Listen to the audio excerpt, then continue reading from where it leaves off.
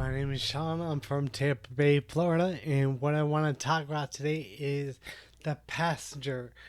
The passenger is absolutely important to Uber, more so than the driver is.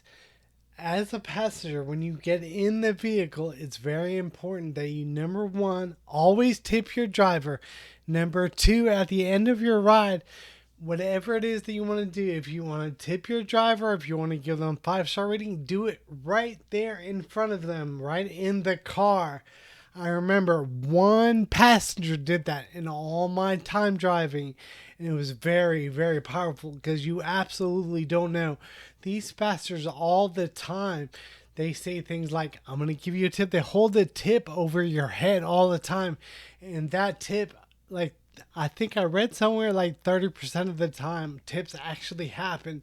The rest of the time they do not happen. They just don't.